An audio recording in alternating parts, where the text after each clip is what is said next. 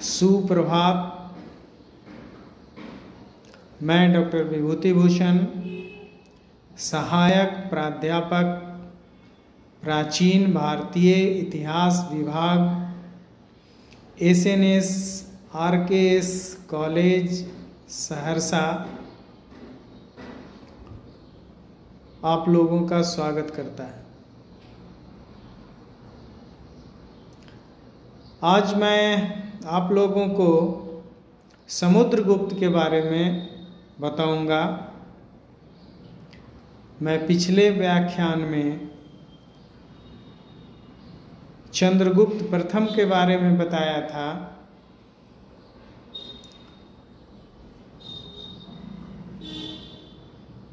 समुद्रगुप्त का जो इतिहास जानने का साधन है वो मुख्यतः उसके अभिलेख और सिक्के हैं। अभिलेखों में सर्वप्रथम प्रयाग प्रशस्ति का नाम आता है, क्योंकि कहा जाता है कि यदि प्रयाग प्रशस्ति को हटा दिया जाए तो समुद्रगुप्त का इतिहास जानने का जो साधन है वो क्षीण हो जाएगा।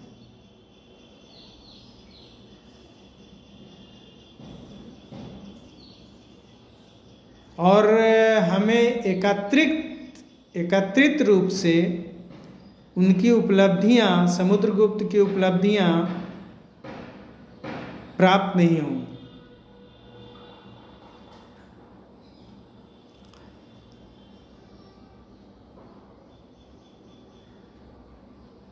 प्रयाग प्रशस्ति में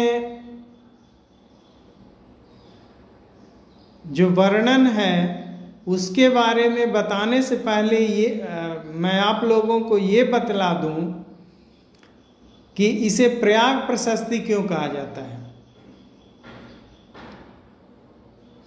ये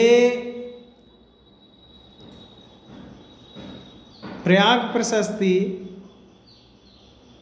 मुख्य रूप से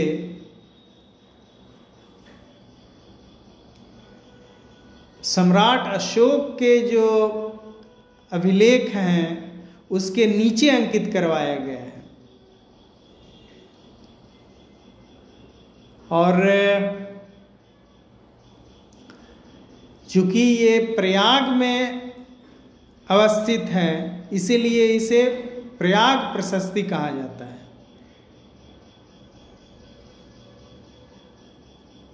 ये मूल रूप से प्रयाग में नहीं था,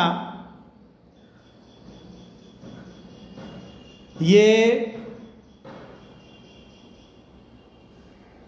संभवतः कौशाम्बी में अवस्थित था, क्योंकि कनिंघम साहब अपने विवरण में कहते हैं कि यह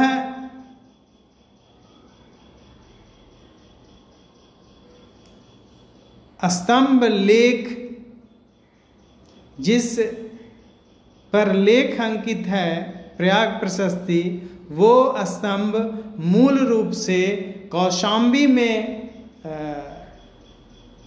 अवस्थित था। और ये इस स्तंभ को मौर्य सम्राट अशोक ने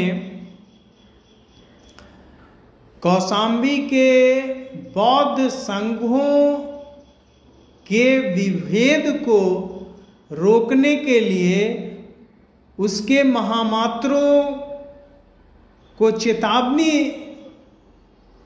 के रूप में इस स्तंभ पे कुछ लेख अंकित करवाया गया था।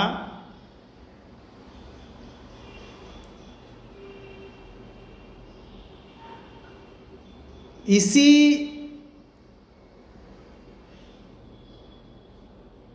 स्तंभ लेख के नीचे समुद्रगुप्त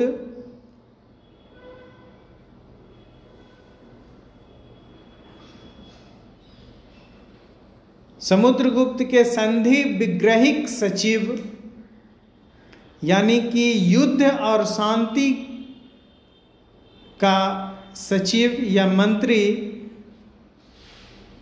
हरिसेन ने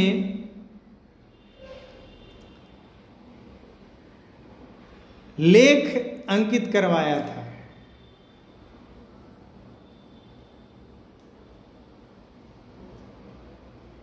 जिसे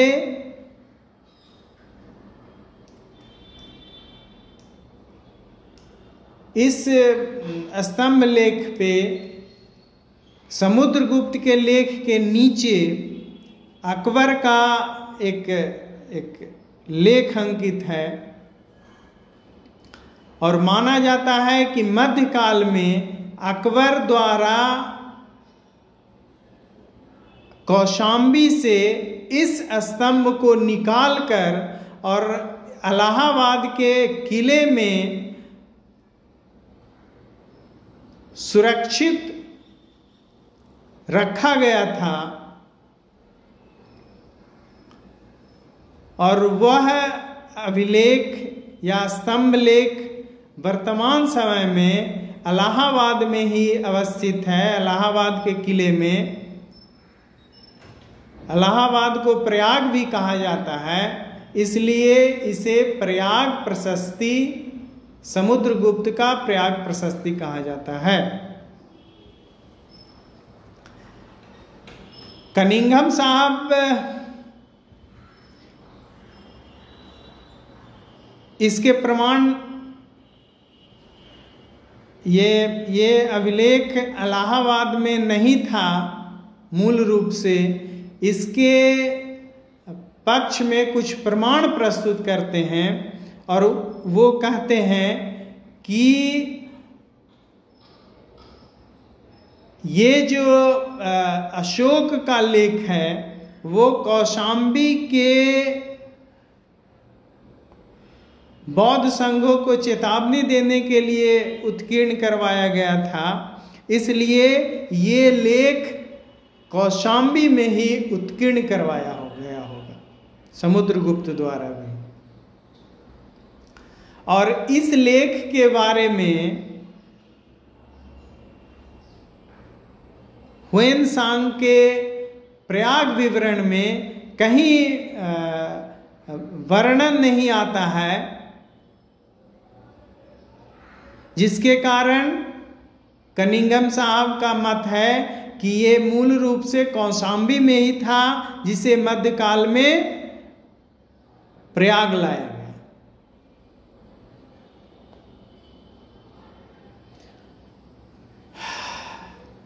इस लेख में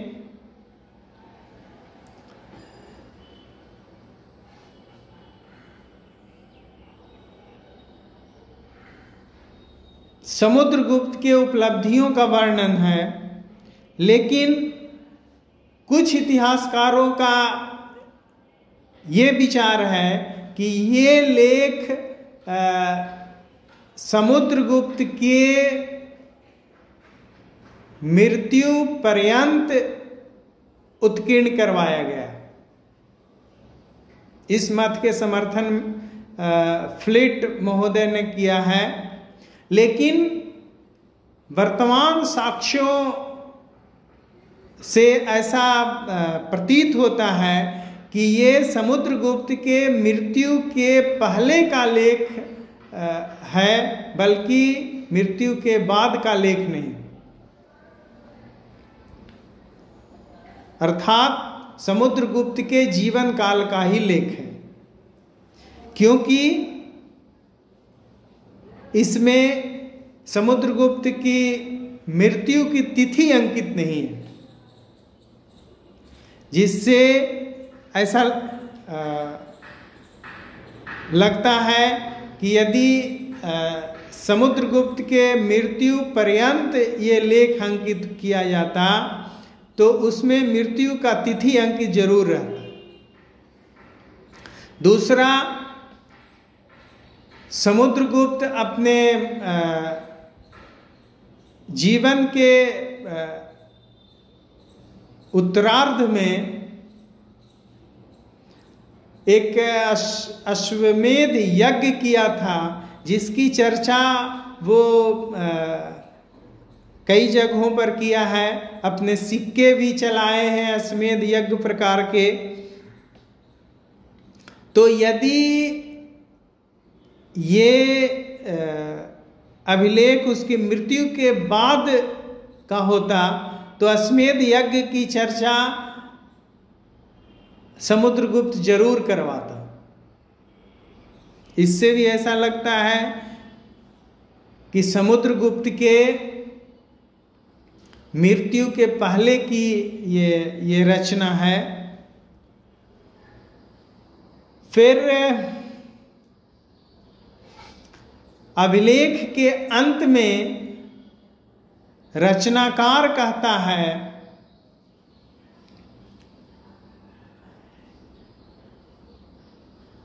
कि इस अभिलेख को वह व्यक्ति अंकित करवाया था जो परम भट्टारक का दास था, चरणों का दास था। इससे भी ये प्रतीत होता है कि संभवतः समुद्रगुप्त की मृत्यु नहीं हुई थी। इन सभी साक्ष्यों के आधार पर इतिहासकारों का मानना है कि संभवतः समुद्रगुप्त का जीवन काल का ये प्रयाग प्रशस्ति उसकी रचना है, जिससे समुद्रगुप्त की उपलब्धियों की जानकारी मिलती है। उसके कुछ और अभिलेख मिले हैं जिससे समुद्रगुप्त के बारे में विशेष जानकारी मिलती है, जिसमें एरन अभिलेख आया है जो संभवतः मध्य प्रदेश के एरन से प्राप्त हुआ है। इसमें समुद्रगुप्त की पत्नी का नाम दत्त देवी बताया गया है, जिसे बहुपुत्र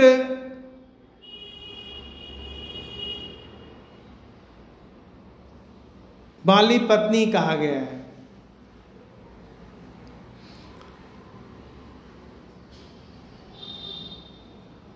फिर समुद्रगुप्त के बहुत सारे सिक्के मिले हैं, जिसमें अश्वमेध प्रकार, व्याघ्र निहंता प्रकार, फिर वीणा वादन प्रकार, धनुर्धारी प्रकार आदि कई प्रकार के सिक्के प्राप्त होते हैं, जिससे समुद्रगुप्त के इतिहास की विशेष रूप से जानकारी मिलती है।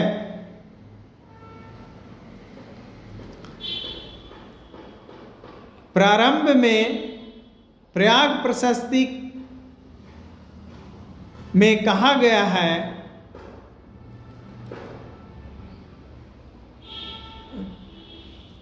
उसके चतुर्थ अभिलेख श्लोक में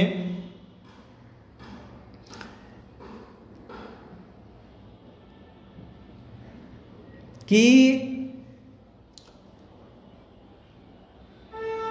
चंद्रगुप्त प्रथम द्वारा अपने जीवन काल में ही एक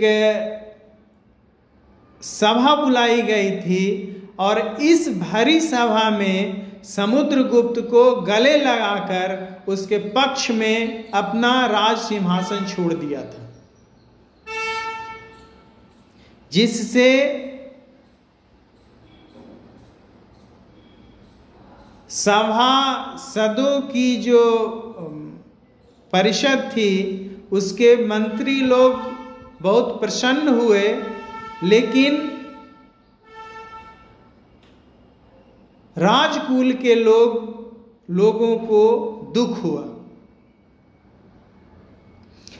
इससे ऐसा अर्थ लगाया जाता है कि संभवतः अन्य राजकुमार इनके समुद्रगुप्त के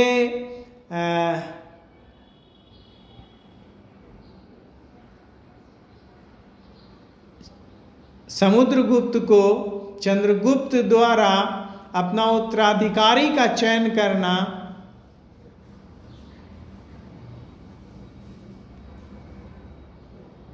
थोड़ी सी असंतोष जताने, राजकुल में असंतोष जताया गया।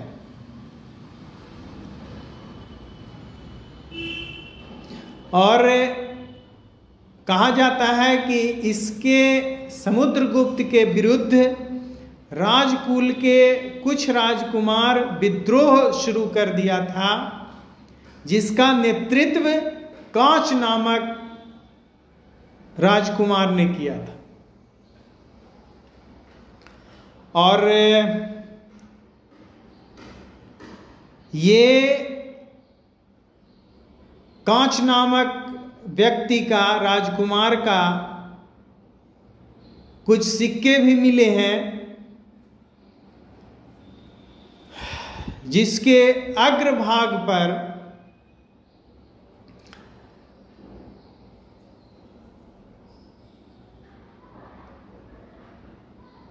लेख अंकित है कि पृथ्वी को जीतकर अच्छे कर्मों द्वारा स्वर्ग को जीतेगा। और पृष्ठभाग पर सर्वराजोच्छेता शब्द से संबोधित किया गया है, यानी समस्त राजाओं का क्षय करने वाला राजा कहा गया है।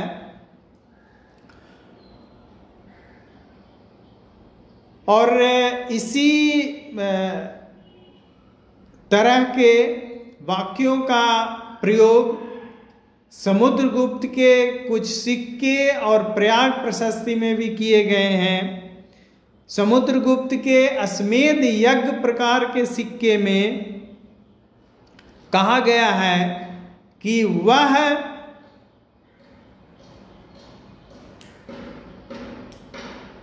भूमंडल का विजय कर स्वर्गलोक को जीतेगा, जबकि प्रयाग प्रशस्ति में कहा गया है कि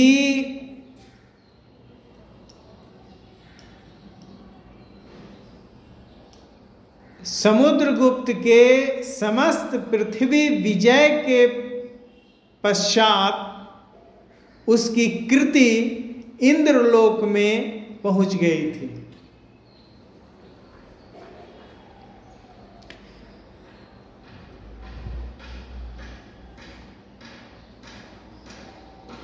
समस्त गुप्त शासकों में सर्वराजोच्छेता का जो स्लोगन है वो समुद्रगुप्त के लिए ही प्रयोग किया गया है। इसलिए इन सभी तथ्यों के आधार पे कुछ इतिहासकारों का मानना है कि ये कांच नामक जो व्यक्ति है, राजा है, वो कोई दूसरा शासक नहीं बल्कि समुद्रगुप्त ही है। इसी का प्रारंभिक नाम समुद्रगुप्त था और ये अपनी विजय अभियान के पश्चात अपने साम्राज्य सीमा समुद्र तट तक पहुंचाने के कारण ये शासक अपना नाम कांच से बदलकर समुद्रगुप्त कर लिया था।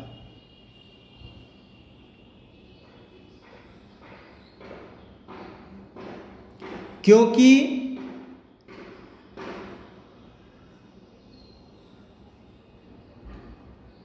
समुद्रगुप्त का जो साम्राज्य सीमा था वो करीब 3 तरफ से समुद्र से घिरा हुआ था, पूरब, पश्चिम और दक्षिण। संभवतः इसी कारण ये कांच अपना नाम बदलकर समुद्रगुप्त कर लिया था। कुछ ऐतिहासिक साक्ष्यों जैसे सर्वराजोच्छेता और पृथ्वी को जीतकर अच्छे कर्मों द्वारा स्वर्ग को जीतेगा, ये सभी जो स्लोगन हैं, इन सभी के आधार पर इतिहासकार अंतिम रूप से इस नतीजे पर पहुंचते हैं कि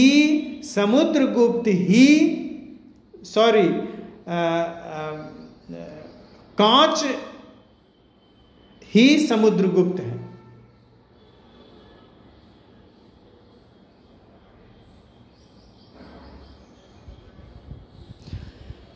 मैं अपना व्याख्यान यही समाप्त करता हूं। अगला व्याख्यान में समुद्रगुप्त की जो उपलब्धियां हैं प्रयाग प्रशस्ति में, उसके आधार पे आप लोगों को जानकारी दूंगा।